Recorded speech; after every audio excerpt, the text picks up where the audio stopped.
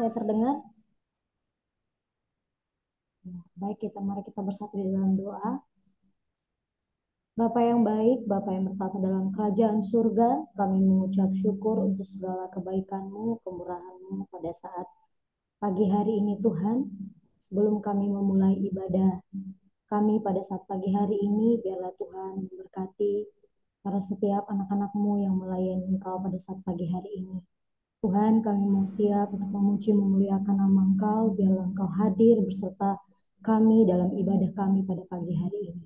Terima kasih Tuhan, kami akan memulai ibadah kami di dalam nama Tuhan Yesus Kristus, Tuhan dan Juru Selamat kami yang hidup. Kami mulai ibadah kami. Puji Tuhan, amin. Masih ada sukacita saudara-saudara semuanya. Saya undang teman-teman yang ada di kelas untuk bangkit berdiri. Kita melanjutkan pujian kita, langit dan bumi, pujilah Tuhan.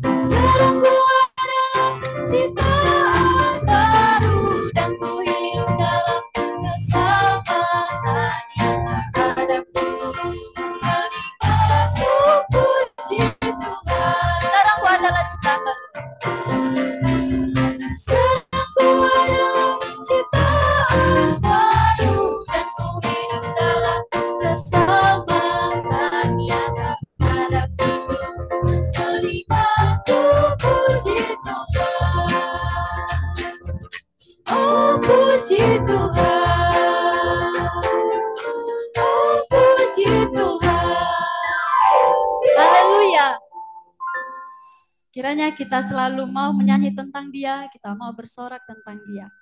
Kini kita akan mendengarkan firman Tuhan. Kita menyanyikan satu pujian, pengorbananmu subur.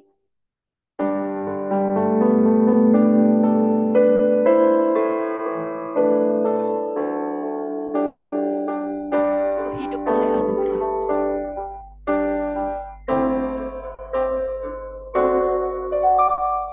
Ku hidup oleh anugerah yang terbaik ku terima darimu. Rancanganmu indah bagiku, sebab ku hidup selalu di dalammu.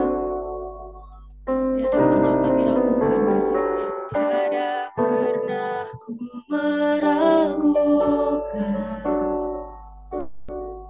bukti kasih dan karya salibmu. Kau telah mati gantikan hidupku, sebab itu ku selalu bersyukur. Kasih-Mu memulihkan hidupku, kuasa-Mu membangkitkan rohku, darah-Mu telah tercurah bagiku, pengorbananmu sempurna. Kasih-Mu, kasih-Mu memulihkan hidupku, kuasa-Mu membangkitkan rohku, darah-Mu telah tercurah bagiku, pengorbananmu sempurna, pengorbananmu sempurna, pengorbananmu sempurna. Layanan selanjutnya kami serahkan kepada hamba.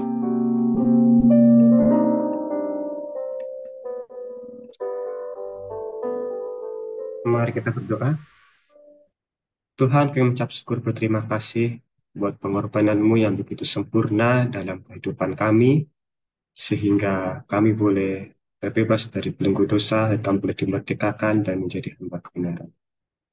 Dan juga Tuhan, kami telah memuji dan memuliakan nama-Mu, dan tiba saatnya kami akan mendengarkan firman-Mu, dan berkati hamba-Mu yang akan menyampaikan firman-Mu, Kau urapi untuk setiap kami yang mendengarkannya, kiranya Tuhan memberkati sehingga kami boleh mengerti apa yang akan kami sampaikan. Terima kasih Tuhan, hanya dalam nama Tuhan Yesus Kristus kami bisa berdoa. Haleluya. Amin.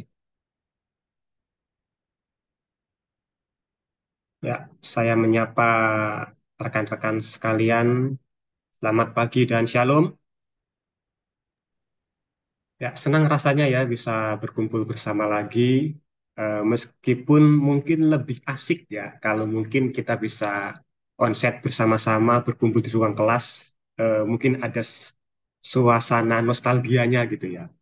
Tapi tidak mengapa dengan melalui via Zoom kita bisa berkumpul bersama dengan rekan-rekan kita yang dari berbagai daerah untuk kita bisa bersekutu bersama. Ya, dari bidang kerohanian Senat Mahasiswa sendiri memberikan tema kepada saya untuk bisa kita bahas bersama pada pagi hari ini dengan judul The Power of Sacrifice, kuasa pengorbanan ya. Ya, mungkin seperti itulah artinya. Mengatakan bahwa cinta itu butuh pengorbanan. Ada yang setuju? Mungkin yang suka dengan istilah filosofis-filosofis, syukur-syukur, gimana Gur? Cinta itu butuh pengorbanan, Gur? Ya, Eh, ya pengorbanan yang dilakukan di sini itu kadang tidak tanggung-tanggung. Karena cinta itu butuh pengorbanan, ada yang sampai berkorban biaya, waktu, tenaga, pikiran, dan mungkin hal yang paling nggak mengenakan itu adalah ketika harus berkorban perasaan. Ya, semua pengorbanan itu dilakukan semata-mata hanya untuk seseorang yang dikasihi, hanya untuk orang yang dicintai, atau orang yang disayanginya. Dan pepatah ini, cinta itu butuh pengorbanan, kalau kalau kita perhatikan bersama, ini menjadi sesuatu hal yang menarik untuk dibahas. Karena kita ketahui bersama bahwa karena cintanya Yesus kepada manusia, ia pun rela untuk mengorbankan dirinya bagi manusia, mengorbankan nyawanya bagi manusia. Nah, tentunya pengorbanan yang Yesus lakukan ini kepada manusia ini berbeda dengan pengorbanan yang dilakukan oleh muda-mudi untuk mendapatkan cintanya. Di mana perbedaannya? Perbedaannya itu terletak bahwa pengorbanan yang Yesus lakukan itu dilakukan untuk bukan untuk orang yang baik, tetapi justru untuk orang berdosa, untuk manusia yang pada waktu itu masih menjadi seteru Allah, menjadi musuh Allah. Ya seringkali dalam kehidupan kita, kita masih sulit ya untuk bisa mengasihi orang yang berbuat jahat kepada kita, untuk mengasihi musuh kita. Tapi di sini Yesus memberikan teladan bahwa ia sendiri memberikan nyawanya, mau berkorban nyawa, bukan hanya sekedar mengasihi, tapi sampai berkorban nyawa bagi manusia, yang pada dasarnya manusia adalah manusia yang berdosa, manusia yang jahat, yang waktu itu menjadi seteru Allah, musuh Allah. Namun di sini Yesus ingin agar manusia ini bisa diperdamaikan dengan Allah, bisa menjadi rekan sekerja Allah, menjadi sahabat Allah, menjadi keluarga Allah. Nah, demikian juga dengan pengorbanan Yesus yang begitu luar biasa, tentunya ada kekuatan atau kuasa yang berdampak dari pengorbanan Yesus tersebut. Lalu seperti apa sih the power of sacrifice menurut Roma pasal ke-6? Mari kita membaca bersama-sama Roma pasal 6 ayat yang ke-1 sampai dengan yang ke-14 terlebih dahulu. Nanti minta tolong tim pelayan atau siapa yang ada di sana boleh membantu membacakannya untuk kita semua. Roma pasal 6 ayat 1 sampai 14. Roma pasal 6 ayat 1 sampai 14. Mati dan bangkit dengan Kristus. Jika demikian, apakah yang hendak kita katakan? Bolehkah kita bertekun dalam dosa supaya semakin bertambah kasih karunia itu? Sekali-kali tidak. Bukankah kita telah mati bagi dosa? Bagaimanakah kita masih dapat hidup di dalamnya? Atau tidak tahukah kamu bahwa kita semua yang telah dibaptis dalam Kristus telah dibaptis dalam kematiannya?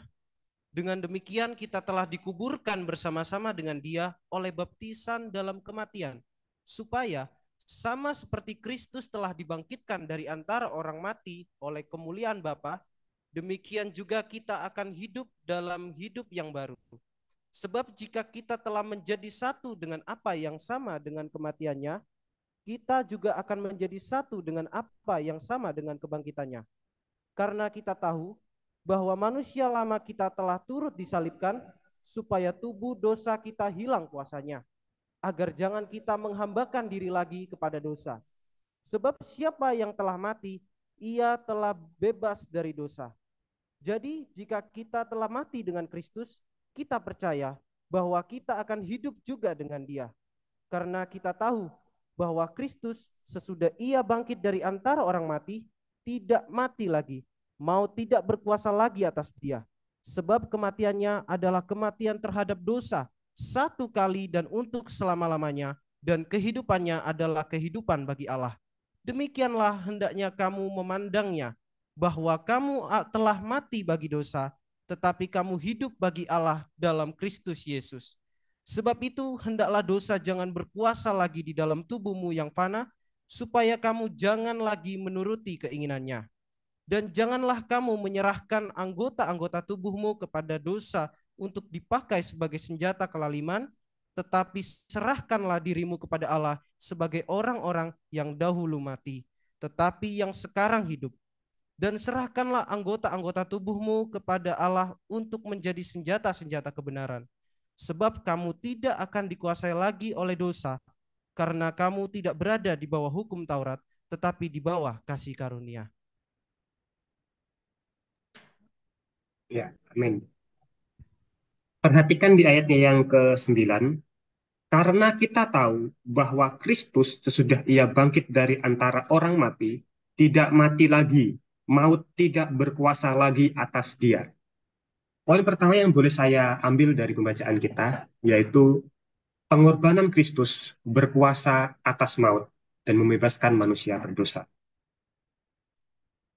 Hal yang menarik dari kebangkitan Kristus ialah kebangkitan Kristus ini berbeda dengan kebangkitan orang-orang yang pernah dibangkitkan dalam Alkitab. Baik itu di Perjanjian Lama maupun Perjanjian Baru, seperti halnya Lazarus, anak janda Sarfat, anak perempuan Sunem, dan masih banyak lagi. Nah, ketika mereka dibangkitkan dari kematiannya, mereka masih mengalami kematian kembali setelah itu, setelah mereka dibangkitkan. Nah, berbeda dengan kebangkitan Kristus, yang mana maut tidak lagi berkuasa atas dia. Di mana karena pengorbanan Kristus, karena kematian Kristus, dan akhirnya ia dibangkitkan, itulah yang membuat pengorbanan Kristus itu berkuasa atas maut. Maut tidak lagi berkuasa atasnya. Kalau kita perhatikan lagi di ayatnya yang ke-7, sebab siapa yang telah mati, ia telah bebas dari dosa. Nah, pengorbanan Kristus di kayu salib ini, kematian Kristus di kayu salib, membuat manusia bebas dari dosa. Mengapa bisa kita yang mati ini telah bebas dari dosa? Nah, mati yang dimaksudkan di sini ialah mati bersama dengan Kristus. Kalau di ayat yang ke-3 dikatakan bahwa, tidak tahukah kamu bahwa kita semua yang telah dibaptis dalam Kristus, telah dibaptis dalam kematiannya. Kita mengambil bagian dalam kematian Kristus. Kita yang telah mati bersama Kristus, kita juga dibangkitkan bersama Kristus. Nah, dengan dibangkitkannya kita bersama Kristus, berarti kita juga menang atas maut, di mana kuasa dosa tidak lagi berkuasa atas kita. Dan di ayat yang ke-5 juga dikatakan, sebab jika kita telah menjadi satu dengan apa yang sama dengan kematiannya, kita juga akan menjadi satu dengan apa yang sama dengan kebangkitannya. Itu kita mengambil bagian di dalamnya. Jika kita dibaptis dalam nama Yesus, mengalami kematian dalam Kristus, dan mengalami kebangkitan dalam Kristus. Itulah yang membuat maut tidak lagi berkuasa atas hidup kita. Pengorbanan Kristus itu menang atas maut dan berkuasa atas maut. Saya juga terberkati dengan uh, firman Tuhan hari-hari ini yang disampaikan di Kaum Muda Johor, yang mana di sana membahas mengenai tabernakel, khususnya mezbah kurban bakaran. Hal menarik dari khotbah-khotbah tersebut disampaikan bahwa pengorbanan Kristus ini terjadi karena dosa ini merupakan hal yang serius. Karena dosa ini adalah hal yang serius, maka harus ada pengorbanan Kristus di dalamnya. Dan tanpa penumpahan darah, maka tidak ada pengampunan dosa. Coba kita baca di dalam Ibrani Ibrani pasal yang ke-9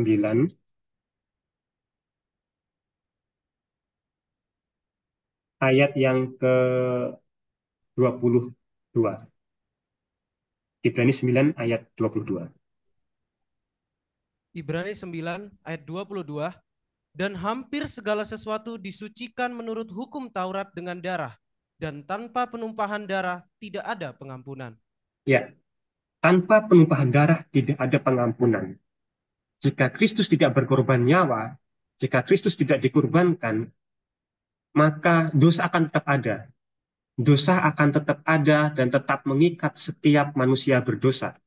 Dan setiap manusia berdosa pasti akan mendapat maut, akan menerima hukumannya kekal. Kenapa bisa darah ini, penumpahan darah ini bisa menjadi pengampunan dosa? Kalau kita telusuri lagi di bagian bawah dari ayat ini ya, di Ibrani 9 pas ayat 22 ini, kalau kita lihat di bagian bawah footnote-nya, di situ ada dicantumkan ada Imamat 17 ayat 11. Mungkin kita bisa membaca lagi. Imamat 17 ayat yang ke-11.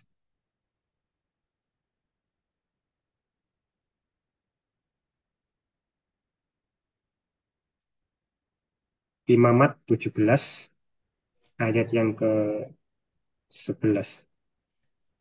Imamat 17 ayat yang 11, karena nyawa makhluk ada di dalam darahnya, dan aku telah memberikan darah itu kepadamu di atas mezbah untuk mengadakan pendamaian bagi nyawamu. Karena darah mengadakan pendamaian dengan perantaraan nyawa. Nah, darah inilah yang mengadakan pendamaian dengan perantaraan nyawa. Dan dari sinilah karena ada pendamaian ini, ada perantaraan nyawa yang harus dikurbankan melalui penumpahan darah ini, itulah yang membuat manusia bisa beroleh pendamaian dengan Allah. Manusia yang dahulunya adalah manusia berdosa yang menjadi seteru Allah, kini diperdamaikan dengan penumpahan darah, diperdamaikan dengan pengorbanan Kristus di kayu salib, dengan perantaraan nyawanya yang dikorbankan bagi manusia. Jadi memang untuk pengampunan dosa ini harus ada pengorbanan, harus ada pengorbanan nyawa, harus ada darah yang dicurahkan agar dosa-dosa ini bisa diampuni. Nah, dalam kitab Kejadian, ketika manusia jatuh ke dalam dosa, di situ Tuhan membuatkan pakaian manusia dari kulit binatang untuk menutupi aurat manusia. Dan dari sini saja kita bisa melihat bahwa di situ ada binatang yang harus disembelih untuk diambil kulitnya, ada binatang yang harus dikurbankan, ada binatang yang harus dipersembahkan darahnya untuk pengampunan dosa itu. Bahkan juga dalam PL, manusia dituntut untuk mempersembahkan korban bakaran, korban curahan, pengampunan dosa. Dan di situ dalam korban-korban tersebut, tentunya ada binatang yang dikorbankan. Tentunya ada juga binatang yang dipersembahkan, yang darahnya tercurah. Tetapi semua korban-korban itu hanyalah sebagai peringatan atau mengingatkan manusia akan dosa-dosanya. Korban-korban binatang tersebut tidak bisa menghapuskan dosa manusia yang begitu besar, dosa manusia yang begitu jahat. Korban tersebut tidak bisa untuk menghapuskan dosa manusia. Tetapi korban tersebut hanya sebagai ingat-ingatan agar manusia ingat akan dosanya. Untuk itu diperlukan suatu korban yang memang bisa untuk untuk menghapuskan dosa manusia.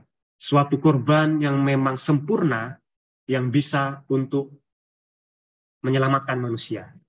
Dan itulah korban sang anak domba. Suatu korban yang tidak bercacat celah, korban yang sempurna yang dapat menyelamatkan setiap manusia berdosa. Dan dari sini kita dapat melihat bahwa kematian Kristus, pengorbanan Kristus, itu berkuasa mengalahkan maut. berkuasa mengalahkan dosa, sehingga manusia dapat terbebas dari belenggu dosa. Tanpa pengorbanan Kristus, tanpa kematiannya di kayu salib, maka dosa manusia akan tetap ada.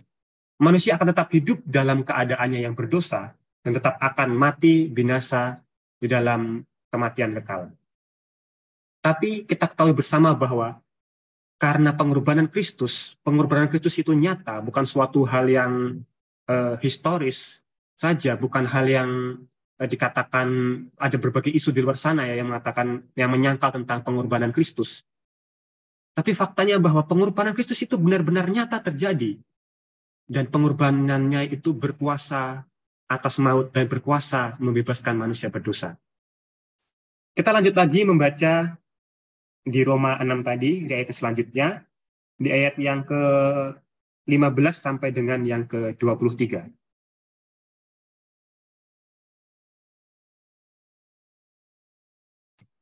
Roma 6 ayat 15 sampai yang ke-23. Roma 6 ayat yang ke-16 sampai ke-23. Apakah kamu tidak tahu bahwa apabila kamu menyerahkan dirimu kepada seseorang sebagai hamba untuk mentaatinya, kamu adalah hamba orang itu yang harus kamu taati, baik dalam dosa yang memimpin kamu kepada kematian maupun dalam ketaatan yang memimpin kamu kepada kebenaran? Tetapi syukurlah kepada Allah, dahulu memang kamu hamba dosa, tetapi sekarang kamu dengan segenap hati telah mentaati pengajaran yang telah diteruskan kepadamu.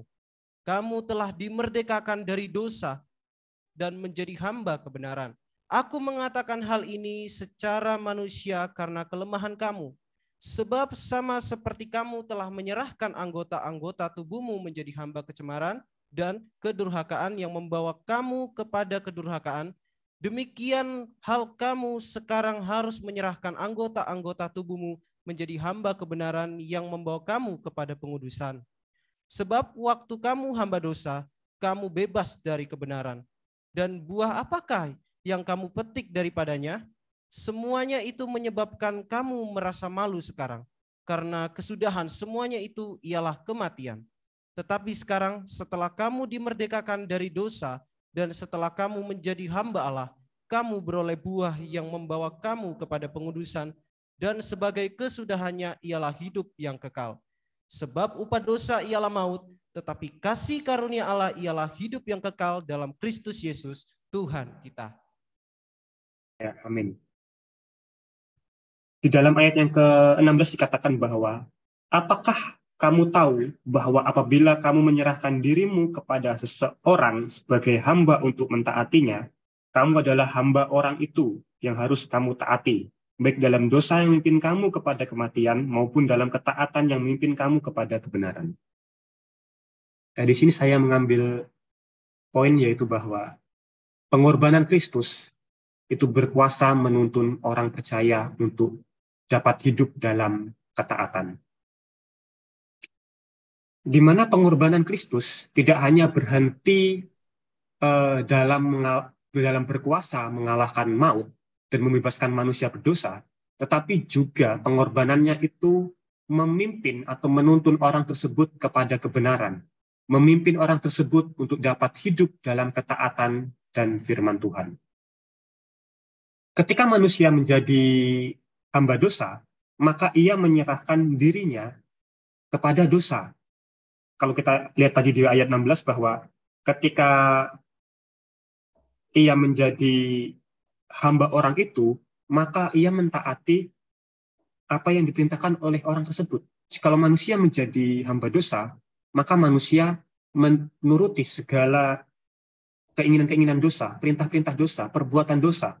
Tapi ketika manusia memberi diri menjadi hamba kebenaran, maka hal-hal atau buah-buah kebenaranlah yang akan dilakukan oleh orang tersebut.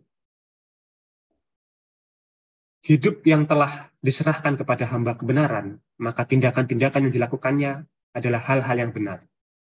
Nah, ada suatu analogi ketika seekor hewan, misalnya anjing atau kucing, ketika ia dimiliki oleh seorang pemilik yang berada di perkampungan dan sederhana, pasti tentunya hewan tersebut akan menjadi hewan peliharaan biasa.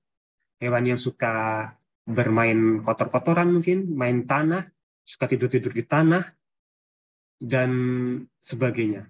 Namun berbeda halnya ketika binatang tersebut dimiliki oleh orang yang kaya raya, tinggal di apartemen yang mewah, maka tidak mungkin binatang tersebut berlaku atau melakukan hal-hal yang kotor. Pasti majikannya akan merawat dia, membersihkannya, memandikannya, bahkan mungkin diajak tidur bersama di ranjang yang sama gitu ya. Seperti itu. Nah, sama halnya juga dengan manusia. Ketika ia masih hidup dalam dosa, maka segala yang dilakukannya pastilah tindakan dosa. Segala kecenderungan hatinya pastilah tindakan-tindakan dosa yang dilakukannya. Tapi ketika manusia tersebut menjadi hamba kebenaran, menyerahkan dirinya untuk menjadi seorang yang benar di mata Tuhan, maka segala hal yang dilakukan pastilah hal-hal yang menuntun kepada ketaatan, hal-hal yang menuntun kepada kebenaran, hal-hal yang menuntun kepada pengudusan. Dalam Galatia 5, di situ dikatakan mengenai hidup menurut daging atau roh. Dan ketika manusia hidup menurut daging, maka tindakan-tindakan yang dilakukannya adalah tindakan-tindakan daging. Perselisihan, iri hati, amarah, kedengkian, kepentingan diri sendiri, dan masih banyak lain. Ketika manusia hidup menurut daging, maka hal-hal itulah yang dilakukan manusia tersebut. Berbeda ketika manusia menyerahkan dirinya dipimpin oleh roh. Manusia menyerahkan dirinya untuk hidup dalam roh. Maka segala yang dilakukannya adalah tindakan-tindakan roh. Buah-buah roh yang dilakukannya. Kasih, sukacita, damai sejahtera, sabar, bermurah hati, dan masih banyak lagi. Nah, demikian juga dengan pengorbanan Kristus ini menjadi titik tolak manusia dari yang semulanya ia hidup dalam dosa, kini menjadi hidup dalam kebenaran. Dan sungguh pengorbanan itu berkuasa di mana merubah hidup manusia yang awalnya hidup yang begitu bobrok, berubah menjadi hidup yang begitu mulia, begitu menuntun kepada taatan. Nah, ketika manusia menjadi percaya dan menjadi hamba kebenaran, Roh Kudus hadir dalam diri orang tersebut, memateraikan orang tersebut, dan menuntun orang tersebut untuk dapat hidup dalam kebenaran. Untuk dapat dibaharui dari hari ke hari, untuk dapat menuntun hidupnya dalam ketaatan, untuk dapat menuntun kepada pengudusan yang berujung pada kehidupan kekal. Untuk itu, marilah kita yang telah ditebus oleh darahnya, oleh pengorbanan Kristus yang begitu luar biasa, yang telah dimerdekakan oleh pengorbanannya, kita yang telah diselamatkan oleh kasih karunia-Nya, janganlah lagi kita hidup dalam dosa. Janganlah mau lagi kita diperhamba oleh dosa. Tapi mari kita memberikan diri kita untuk kita boleh menuruti firman Tuhan, untuk menjadi hamba kebenaran, hidup dalam ketaatan. Karena kita menyerahkan hidup kita kepada kebenaran, menyerahkan hidup kita kepada hamba kebenaran, maka Roh Kudus sendiri yang akan memimpin hidup kita untuk kita bisa melakukan hal-hal tersebut. Kalau kita bersandar pada kekuatan diri kita sendiri, maka sulit untuk kita bisa melakukannya sendiri. Ya, apalagi godaan-godaan dunia yang begitu luar biasa ya. Mungkin ketika kita ingin untuk berbuat baik, ingin untuk rajin, ingin untuk bersekutu dengan Tuhan, ada saja halangan untuk kita melalaikannya. Mungkin semisal ketika kita di pagi hari bangun pagi. Bangun pagi, waktu pagi itu adalah waktu yang sangat nyaman ya untuk sebenarnya untuk kita bisa membangun persekutuan dengan Tuhan. Suatu saat yang memang sangat mengenakkan untuk kita bisa membangun persekutuan dengan Tuhan. Tetapi pagi hari juga itu adalah hal yang sangat nyaman untuk kita bisa menuruti keinginan daging. Masih bentar lagi, masih bentar lagi, bel asrama belum bunyi, masih bisa lah ada waktu sebentar untuk tidur-tidur. Udah bel kering, bentar lagi masih ada waktu 5 menit, masih lanjut tidur lagi. Ya, apalagi yang di asrama membuat renungan Mas Yan ya tiap paginya ya. Nah, itu juga menjadi tantangan tersendiri bagi kita. Untuk apakah kita, ketika kita menjadi hamba kebenaran, ketika kita dimerdekakan, apa kita masih untuk menuruti keinginan daging kita, atau kita mau untuk dituntun dalam roh untuk bisa menuruti kehendak Allah. Untuk itu, marilah kita menyerahkan diri kita kepada hamba kebenaran, maka Roh Kudus sendiri akan menuntun kita, memampukan kita untuk menyenangkan hati kita, untuk dapat melakukan apa yang turut dengan firman Tuhan. Sebab upah dosa adalah maut, maka janganlah kita berikan hidup kita lagi untuk diperbudak oleh dosa. Tetapi kasih karunia Allah yang begitu besar dalam Yesus Kristus Tuhan kita yang menuntun kita kepada kehidupan yang kekal, marilah kita menjadi hamba-hamba kebenaran. The power of sacrifice, kekuatan pengorbanan Kristus, itu berkuasa membebaskan manusia berdosa, berkuasa mengalahkan maut, dan juga berkuasa untuk menuntun manusia untuk hidup dalam ketaatan. Amin. Demikian firman Tuhan yang dapat saya bagikan bagi kita untuk kita bisa renungkan pada pagi hari ini. Saya mengajak untuk tim pelayan ya, mungkin masih ada, untuk kita bisa menyanyikan lagu yang tadi, Pengorbananmu Sempurna.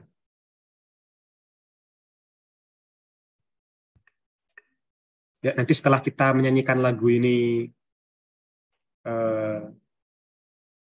sekali dan 2 kali ref, nanti saya minta untuk Bu Sofi bisa pimpin kita dalam doa.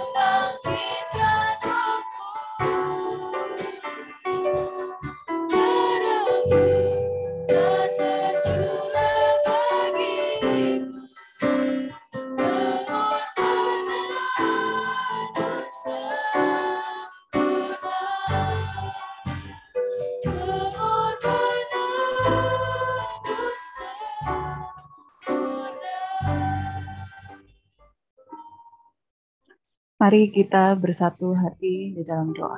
Terima kasih ya Tuhan. Kami bersyukur buat firman-Mu yang telah disampaikan oleh hamba-Mu, Saudara Joko Prasetyo. Kiranya Engkau memakai kehidupannya, Tuhan, di masa mudanya. Dia boleh memberikan semua talenta yang Tuhan beri untuk kemuliaan nama-Mu. Berikan dia kesehatan, kekuatan, juga pemakaian-Mu lebih lagi Tuhan, untuk menjadi berkat bagi generasinya. Kami percaya firman-Mu yang datang dalam kehidupan kami akan membentuk, memproses kehidupan kami.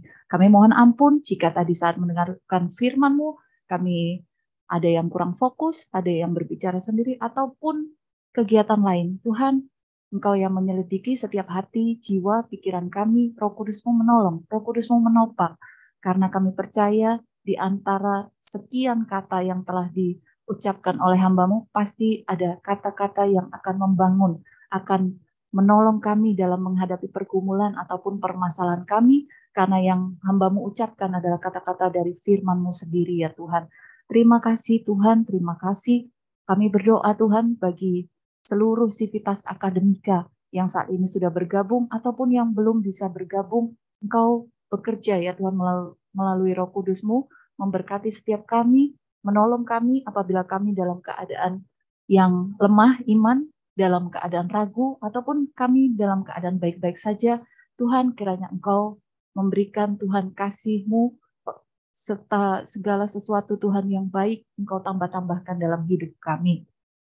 Kami berdoa Tuhan bagi bangsa dan negara kami yang sudah Tuhan tuntun sampai sejauh ini. Tuhan, segala permasalahan ataupun juga segala kemajuan yang tercipta di negara kami, Tuhan juga menolong supaya kami boleh menjadi saluran berkat-Mu Tuhan dimanapun kami berada. Para hamba-hamba-Mu, anak-anak-Mu, gereja-gereja, institusi pendidikan, yayasan-yayasan sosial, Tuhan Kau pakai untuk boleh mewartakan Injil Kerajaan-Mu. Tuhan, kami berdoa bagi keadaan perekonomian di Indonesia maupun kesehatan semuanya Tuhan, kami serahkan ke dalam tangan-Mu. Engkau yang sanggup bekerja, Engkau yang sanggup memulihkan. Namun juga Tuhan kami berdoa untuk penggembalaan di tempat ini Tuhan, GKGA, Engkau juga memberkati Bapak Ibu Gembala, serta seluruh majelis diaken penatua, seluruhnya Engkau pakai ya Tuhan, sidang jemaat-Mu Engkau berkati. Kami berdoa ya Tuhan bagi rekan-rekan kami ya Tuhan, di setia ini Tuhan, kami bersyukur untuk pemulihan demi pemulihan bagi Bapak Stefanus Parinusa, kami juga berdoa bagi Bapak Rudi Antoni Haloho yang masih belum bisa bergabung bersama kami, Tuhan juga boleh menjamah, memberikan kekuatan, memberikan pemulihan.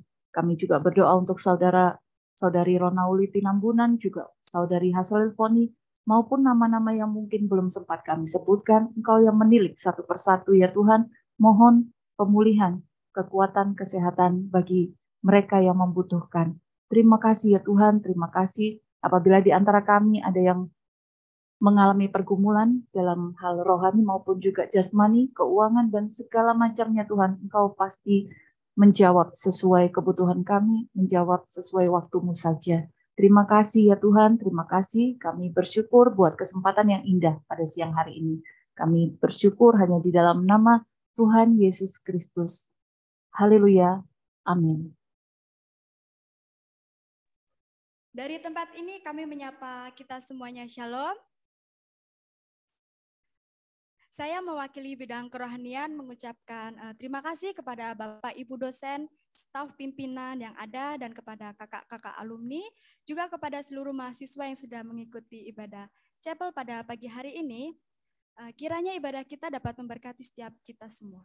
Dan pagi hari ini kita akan memberikan korban persembahan, dan kita mau angkat kembali pujian kita dengan satu pujian. Langit dan bumi pujilah Dia.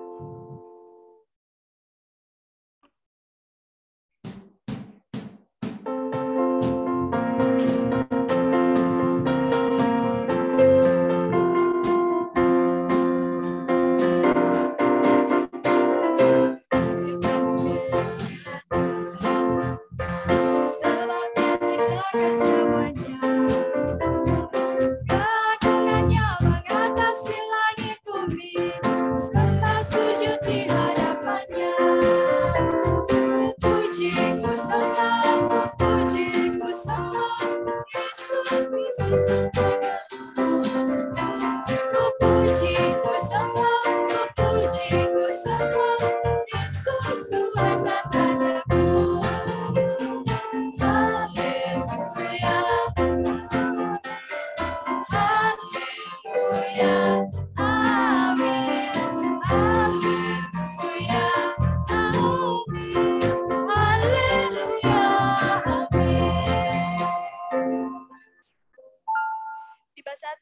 akan mengakhiri ibadah kita. Saya minta kesediaannya untuk hambanya yang telah menyampaikan firman Tuhan untuk menutup kita dalam doa penutup.